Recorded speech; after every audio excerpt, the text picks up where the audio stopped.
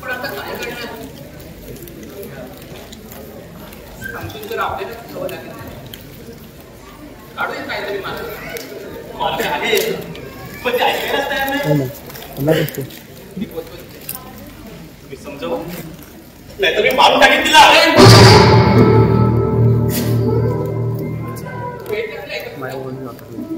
मूर्खा सांगतात काही बोलू नकोस अरे चूक झाली म्हणून एवढी मोठी सजा देणार का तिला काय केलं बाई सगळं नकोसा करून ठेवलं तिला आमचं व्यक्तीच्या बहिणीचा भाऊ हिरवत आहे सोसायटीमध्ये आम्हाला एकदम सच्चा खूप ऐकता काय सगळ्याचा नको लक्ष देऊया तो भाई आज सोसायटीमध्ये बोलावून दिलं आणि सांगितलं आपल्या संस्कृती काढलंय आता आम्ही सोसायटीत नाही ठेवू शकत असं ठणकावून सांगितलंय त्यांनी त्यांना भेटेल नाही आता याचं चुकीचं काहीच नाही ना भाई हे आमच्याच बहिणीने माती खाल्ली काय किती त्रास करून घेत आहे तो भाई त्रास होणार नाही का गेले 2 महिने कुणाला मदत मिळू शकत नाही अरे समजू शकतो पण यातून मार्ग काढू ना आपण आता एकच आम्ही तिच्याबरोबर नाही राहू शकत तिला असं एकटं टाकू शकत नाही तरी आपण काय करू बाई कोण आहे त्याचं नावही सांगत नाही तू शांत हो शांत हो विनन ने विनन काय रे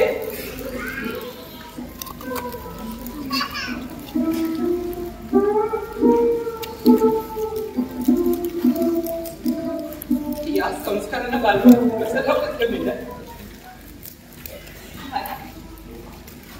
आज तुला आई बाबाची ठीक आहे तुला जेवढा त्रास झाला आहे ना की एवढा जास्त त्रास मला होत आहे का वागतेस कशी बिना आधी मान्य केलं आणि आताही मान्य करते चूक झाली माझ्याकडे अगं मग ती सुधारणार कधी आणि कशी ते सांग एक तर कोण आहे त्याच्यावर लग्न कर नाहीतर झपापा तरी कर आणि हा विषय संपव नाहीतर मी संपवी तुला अरे प्रत्येक वेळी टोकाची भूमिका घेतलाच हवी आहे का नाही माझ्यामुळे तुम्हाला खूप त्रास होतो त्याची जाणीव आहे मला फक्त एक महिना का त्या सगळ्यातून मी तुम्हाला मुक्त करेन तो येईल आणि मला घेऊन जाईल कुणाची वाट पाहतेस ज्याच्या भरोश्यावर आहे तेव्हाच लग्न केलं आहे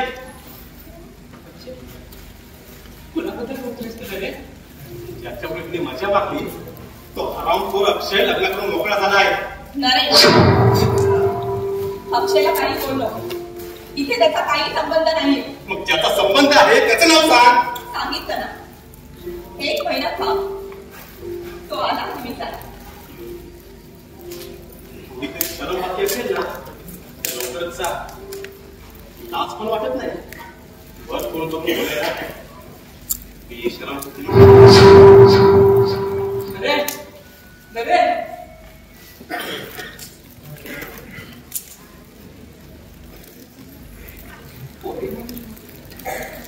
काय करू करतेस का तू हे आम्ही संस्कार द्यायला कमी पडलो की आमच्या संस्काराने आम्हाला दगा दिला संस्कार लाभ बोलायचे होते त्यांना मी हाती मोड दिलं मला माफ करा भाई मला माफ करा मी माफ करेन का तुला कारण काळजाचा तुकडा आहेस तू माझ्या पण या समाजाचं काय हा समाज तुला कधीच माफ करणार नाही का पोरी कधीच नाही कारण कुमारी माता ही आपली संस्कृती नाही आहे तुम्ही जग राहता माझ्या जगाने मला माफ केलं तुझा अपराध माफ करण्याजोगा नाही आहे, पण काय करू? बाबाची माया सगळे अपराध पोटात घालते बघ. सगळे सांगावेत माझ्या, तुम्ही रागावत तरी चालेल. अधिकार आहे तुमचा. अधिकार असला तरी रागवता येणार नाही. पण अक्षम्य अपराध घडला आहे तुझ्याकडून, त्याला तुला समजून घे. फक्त एक मेहरबानी कर माझ्यावर. जो कोणी आहे त्याचं मला नाव सांग. त्याला भेटून त्या दोघांचं लग्न मी लावून दे. म्हणूनच एक महिना मागे अगं गेले 2 महिने तुम्हाला हेच सांगत आहे. का वेळ घेतला असेल का? काय झालंय मिलन, मला सांगशील का? काही नाही. तो मुलगा जबाबदारी स्वीकारत नाहीये का? कसं असेल तर सांग. आता त्याची जाऊन भेट घेतो. तो इथे नाहीये, बाहेर गेलाय. एका महिन्याभरात येणार आहे म्हणाला. तो आला की आम्ही लगेच लग्न करू. अगं तोपर्यंत समाजाला तोंड देत राहणार आहेस का? अगं मग आता तो येत का नाहीये? आणि पुढे अडचण आहे असं सांगून नाही चालत आहे.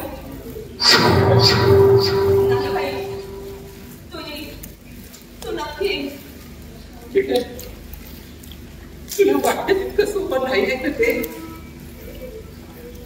तो जर नाही झाला ना, जगणे मारले तर पेट उभं राहायचं तुझ्या पुढे.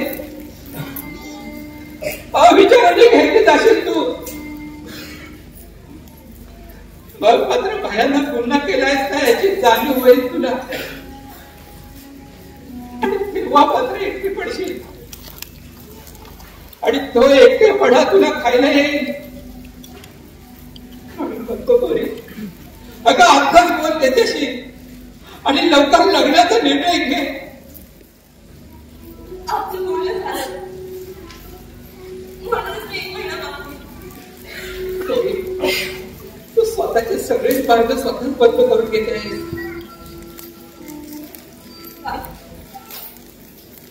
तुम्ही काय केलं? अगं माझ्या मागे तुझं काय होईल ना याची चिंता नाही आहे मला. अगं माझा मलाच भरोसा नाही. आज आहे तर उद्या नाही.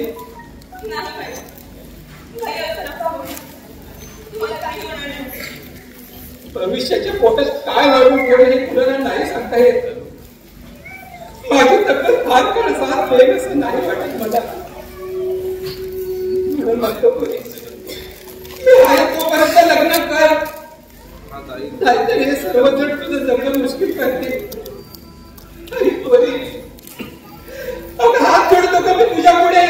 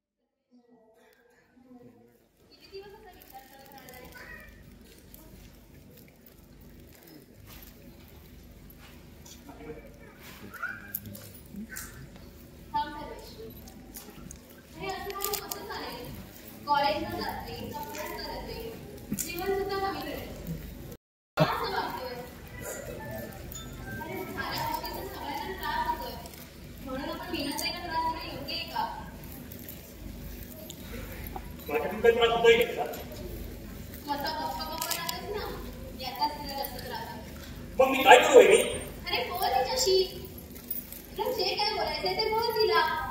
तिला तू तर तू समजा मोकळा कर. नरेश बोलतोच आहे तिला वाटेत ते तसं तू पण बोल. अरे झाले पण ती लग्न करून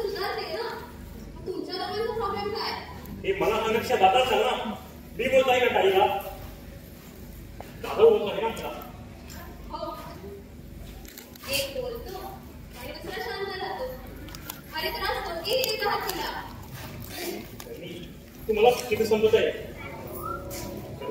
काही करेल ना यावर माझा अजूनही विश्वास नाही. पण लोक जे काय तिच्याशी बोलतात ना ते नाही सांगतो. ते बोलतात कारण तुम्ही ऐकून घेता. आणि का ऐकून घेता? तुम्हाला त्यांना तिथे आपल्या घराचा प्रश्न आहे ना हा. मग आपल्या माणसांच्या मागे आपण उभा राहायला होता. आपल्याकडून चुका होतात तेव्हा त्या माफ करून एक संधी द्यायची असते. सध्या नरक आपल्याला द्यायचं नसतात. अगदी बरोबर बोलतोय देवी. एखाद्या जेवणाला त्रास होईल तर नाही वागायचा. आम्ही ते काय बोलतो आणि थोडं ऐकून जा ना. प्रत्येक वेळ का मग उत्तर आहे जरा परिस्थितीवर अंदाज घेतात.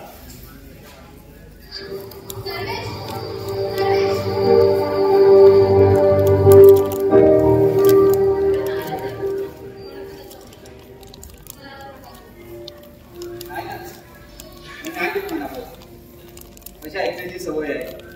बघा म्हणता आणि मनाला लावून घेतात.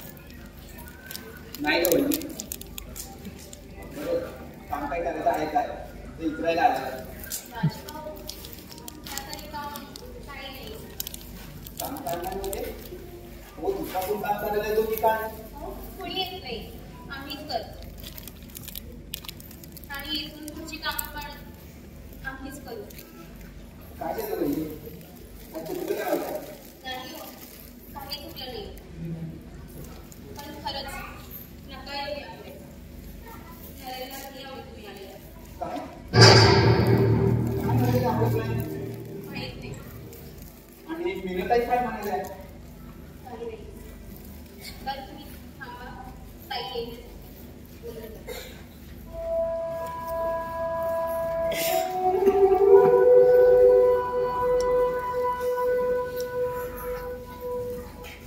वैद्य असं का म्हणाले? मी सांगून नरेंद्र का होत नाही? कारण तू या घरच्या इज्जतीवर हात टाकलास. नाही कळलं? अरे विनरची आणि तुझी आपल्या सोसायटीमध्ये चर्चा आहे. परिणाम काय होतील माहिती आहेत का? साधा तोंडात ताई आणि मनात बाई. अरे गरीब आहे पण देहरी पण नाही. अरे मिनताई सगळ्या बहिणीसारखी आहे मला.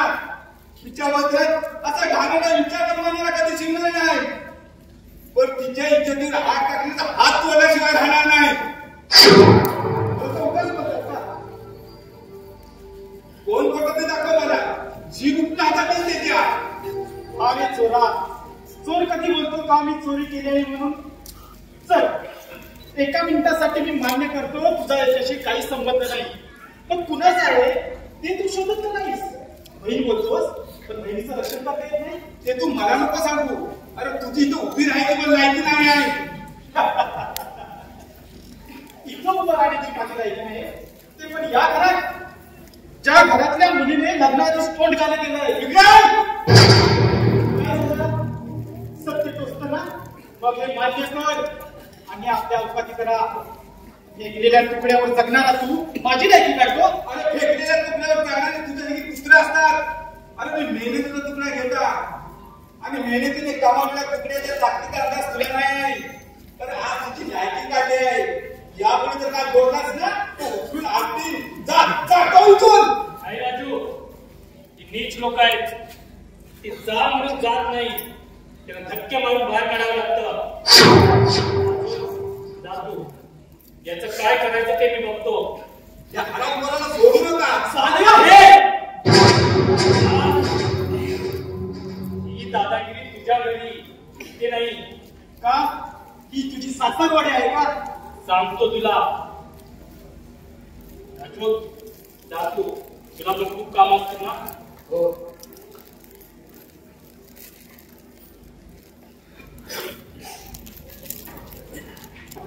तू इथे का आलाय?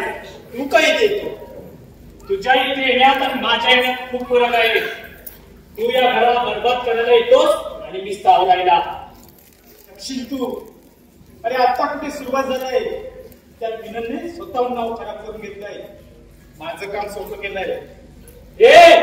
हिनांबद्दल बोलण्याची तुझी योग्यता नाही. तुझी का ही योग्यता रे?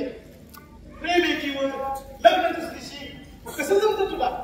एवढं करूनही मिनल तुला इथे उभी करते. कमाल आहे. नक्की लाज कुणाला नाही, तिला की तुला? तिच्यापेक्षा मी जास्त ओळखतो, कारण मी तिच्यावर प्रेम केलं आहे. मग तू तुझ्या प्रेमाला आल्यावर सोडून दुसऱ्या मुलीबरोबर लग्न का केलंस? तुला का सांगू?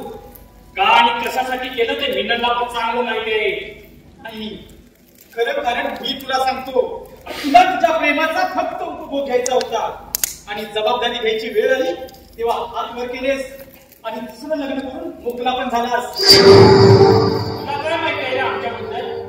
अनेक मुलींच्या भावनांशी खेळून त्यांना आयुष्यातून लुटवणारा तो हैवान मला जबाबदारीची जाणीव करून देणार. कुणाच्या भावनांशी खेळलो रे मी? किती जणींची नावं घेऊ आणि पैसा आणि दादागिरीच्या बळावर प्रत्येकाचे आयुष्य उद्ध्वस्त केले आहे. आता तरी थांबव सगळं, नाहीतर एक दिवस तुझ्यातला हैवान उद्ध्वस्त केल्याशिवाय राहणार नाही. ही वेळ आल्यावर का होत? वेळ येईल आणि निघून जाईल, पण ती तुला धोका देणार नाही. तेव्हा उरेल तो फक्त पश्चाताप. त्यावेळी जगण्यासाठी नव्हे तर मरणासाठी भीक मागशील. इतकी भयानक अवस्था होईल तुझी. माझ्या जीवनाची भविष्यवाणी छान केलीस रे. भविष्यवाणी नाही, हेच वास्तव आहे.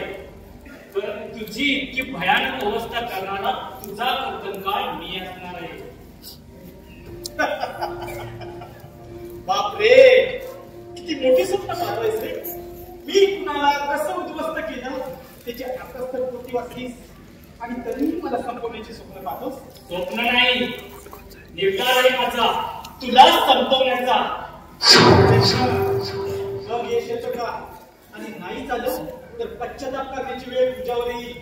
हे मात्र विसरू नकोस, कारण माझ्या वाट्याला गेलेल्यांना मी संपवल्याशिवाय राहत नाही. आणि तसं तुझं आताच लग्न झालंय, त्याशिवाय तुझी बायकोही दिसायला सुंदर आहे. तेव्हा काय बोललास? शरीरावर कमी, माझ्यावर जास्त वाटतो. तेव्हा माझ्या नाकाला लागू नको. सुखाने संसार कर ना. कशाला नकोच्या भानगडीत पडतोयस? उगाच नुकसान करून घेशील आणि त्यात तुझ्या बायकोचा बळी देशील.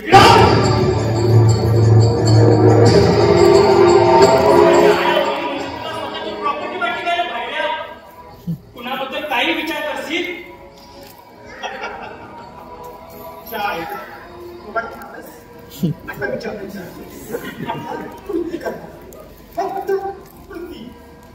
तर नीट नाही तर कोणती कृती करण्याच्या पण लायकीचा ठेवणार नाही. हो, ऐकतो मी. बोल, तुझ्या पहिल्या बायको जाऊन बोल.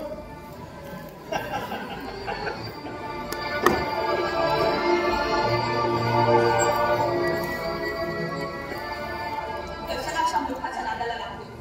किती नीच आहे तो ते माहिती आहे ना तुला? काळजी वाटते का तुला माझी? हो.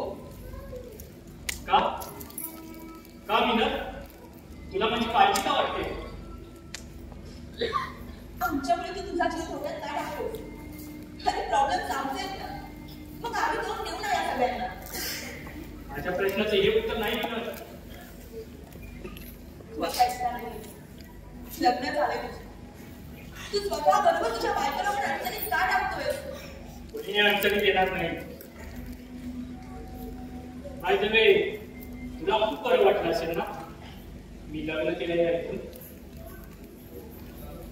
हो, जेव्हा तुझं लग्न झालं हे कळलं. नाही, माझं लग्न झालंय तुझ्याबरोबर सगळ्यांना वाटतं, पण हे लग्न नाही.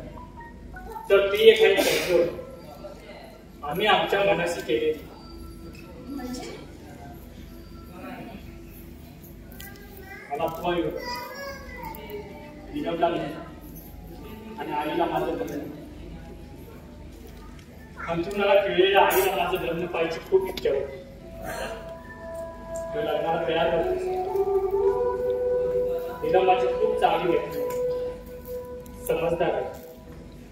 आईची पण तिचे खूप वर्षापासूनचे चांगले संबंध होते.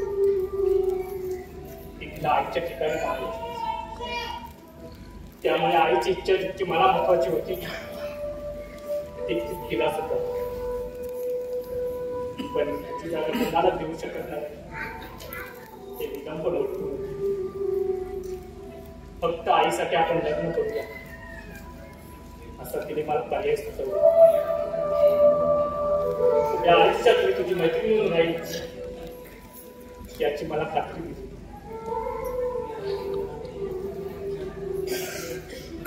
आणि तू तो मला मान्य केलास? हो, मान्य करण्याशिवाय गत्यंतर नव्हतं. आईच्या इच्छेसाठी आम्हाला तडजोड करावी लागली.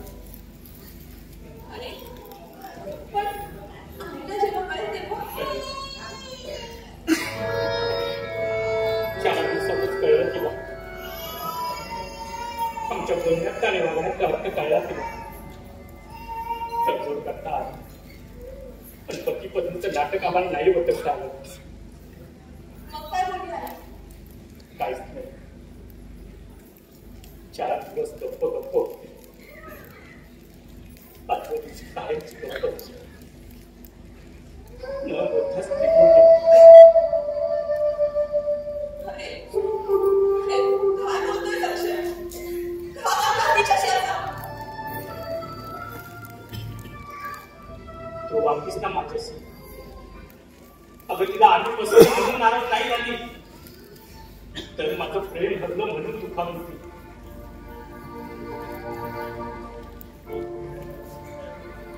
मला माफ कर रे अक्षय. मला माफ कर. पुन्हा कुणाला मागतो आणि मी पुन्हा कुणाची माफी मागतो. नाही माझ्या प्रेमाला अर्थ उरला. नाही निलमचं कैगाला. मी माझ्या प्रेमासाठी झोपतोय आणि ती तिच्या प्रेमासाठी झोपते. आणि हे दिसत असून पण मी काहीच करू शकत नाही. अक्षय जे झालं ते सगळं विसरून नव्याने तुझ्या आयुष्याची सुरुवात कर. नीलमचा स्वीकार कर. तुझ्या इतकं प्रॅक्टिकल होता येत नाही ग मला.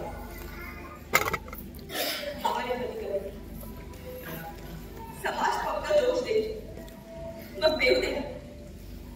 निदान आपण आपल्या मर्जीत वागत आहोत याचं तरी समाधान मिळेल स्वतः.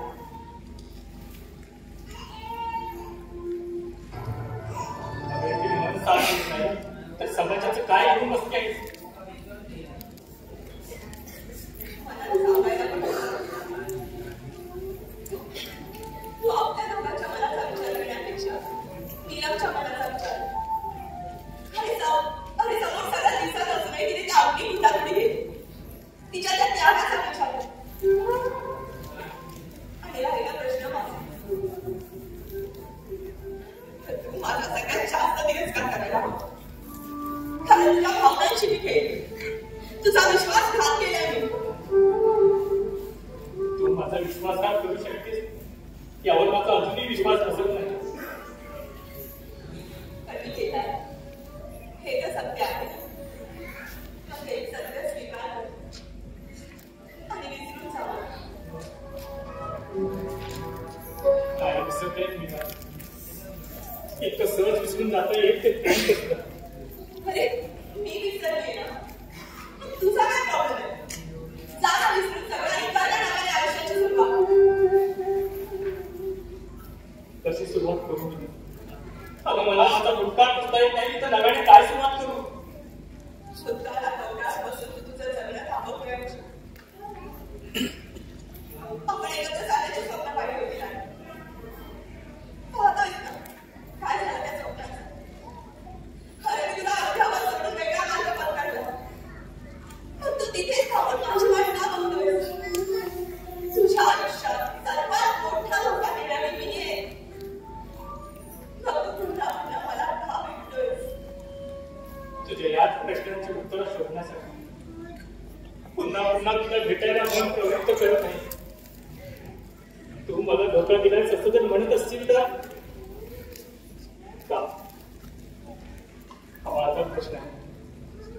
तुझ्या त्या कापसून तुला आवडून गेली. मला पटण्यासाठी नाही तुम्ही. तो तुझा प्रॉब्लेम आहे. आणि मी तुझ्याशी बोलायचं तुला भेटायचं आहे.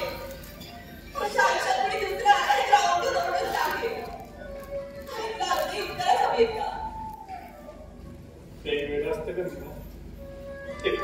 कशावरही लवकर विश्वास ठेवायला तयार होत नाही. किती वेळ असतात त्यांच्यासाठी. अरे कोणावर विश्वास ठेवू नको. कोणावर विश्वास ठेवशील ना. अरे दुसऱ्याचा मूळ काढते माझ्या पोटात. यावरही विश्वास नाही माझा.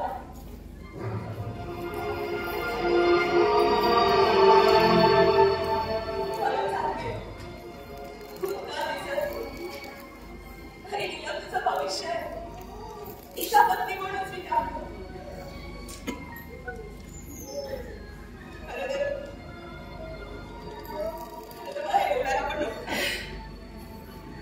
मी तुझी अपराधी.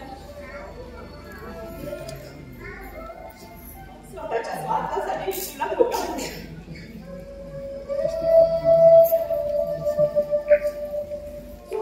काय झालं अक्षय?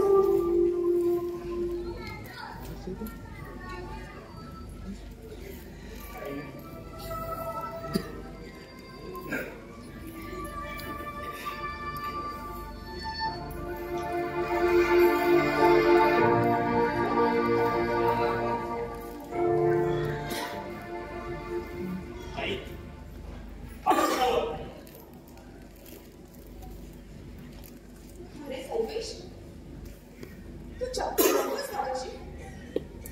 नाही म्हणजे काही दिवसापासून या ताईचा बोल करायची पण इच्छा नव्हती ना रे. आई मी तुला काय विचारलं? त्याचं जाऊ दे. त्याला निदान प्रश्न तरी पडतात म्हणून तो उत्तर शोधण्याचा प्रयत्न करतो. तुम्हाला तर प्रश्नच पडले नाही. त्यामुळे उत्तर शोधण्याचा प्रश्न सुरू. तुम्ही फक्त निर्णय घेतले. साधी होईल हे राहू नकाच लग्न करा. मी काहीच बोलू नाही तुला. पण ताईशी बोलायला तू सर्व काही बोलला. ताई तू स्वतःसाठी कधी जगणारस? तू स्वतःसाठी जग. असं बोलायचं असं रे तुम्हाला. मग आता जगते नाही माझं आयुष्य. मग काय त्रास होतो तुम्हाला? ताई तुझे वागणे काही असं तू माझ्या जगण्याचा भाव असेल. काय स्वीकार कर. काय सांगायचं ताई? लग्नाला तू आई होतीस हे तुला तरी पटकले. तुला या तुझी चूक नाही वाटत माझी चूक मी मान्य करते. लग्न करते ना मी. म्हणून झालेली बंधन नाही भेटत. मी जे या चुकीचं भांडण झाले सोसायटी त्याचं नाही करायचं. ठरवलं असतंच ना तर या सगळ्याकडे दुर्लक्ष करता आलं. अरे समाज काय सोसायटी काय चर्चा तर करणारच. इथे कुणाशी साधं बोलताना कळलं तरी नावं जोडून मोकळे होता. इथे तर त्यांना आईची संधी मिळाली. चर्चा तर करणार. तुझी द्यायची नाही. संधी हो रे. तू बरोबर बोललास. संधीला मीच दिली. अरे अमित तुला यायला भीती नाही वाटते? किती तस्तीत आहे. अरे सोसायटी काय बोलली त्याची? माझ्यासारखी व्यभिचारी मुलगी या सोसायटीत राहते ना. तिच्याशी बोलला तर तुझ्या नावाची चर्चा होईल. ती तशी होतच असते. लोकांना चर्चा करायला कारणच लागत नाही. हे एक गैरसमज पुरेसा असतो. आपण या प्रत्येक गोष्टीकडे लक्ष देत बसायचं नसतं. जरा सांग तुझ्या मित्राला जास्त महत्व कोणाला द्यायचं? आपल्याला की सोसायटी? जरा सांग यार. वेळ माझ्यावर आली म्हणून सांगत नाही. पण जेव्हा वेळ तुमच्यावर येईल ना निदान तेव्हा तरी या समाजाच्या चर्चेला महत्व देत बसू नका. कोलमडून पडा.